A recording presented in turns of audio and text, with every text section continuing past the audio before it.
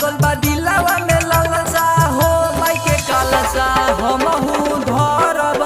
सोया पानी हमहू पातर बाकी हम नौरा तर करब हो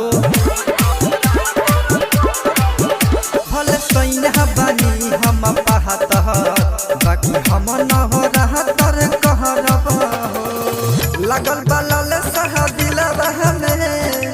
लागल बा लालसा दिलवा में हम माई के कालसा भरब हो भले सोया बानी हम पातर बाकी हम नौरा तर करब हो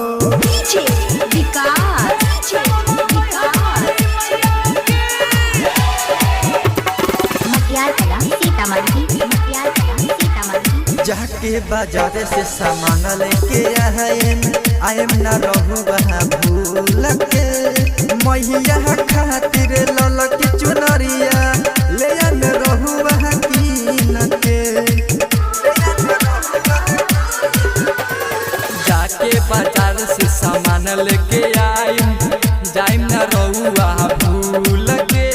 मैया खातिर ललकी चुनरिया ले आइम रउआ कीन के जोड़े जोड़े सात बहिना के जोड़े जोड़े सात बहिना के हमहू पैसा भरब सोया हमहू पानी पातर बाकी हम नौरा तर करब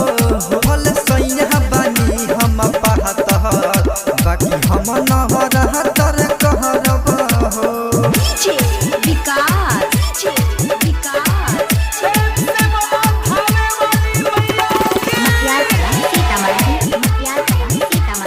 करब पूजाई खुश होइए माई भाग जाई पूरा दुख दी अनिकेत प्रेमी सोया सुनी जाई न रउआ भूख दी कहरे पूजाई खुश होई है माई जाई न रउआ भूख दी सूरज दीवाना सुनिए सहिया भाग जाई सारा दुख जी राइटर अरविंद भारती कहेले मैया दुखवा रउआ हरब सोया हमहू पानी पातर बाकी हम नौरा तर करब भले सोया बानी हम पातर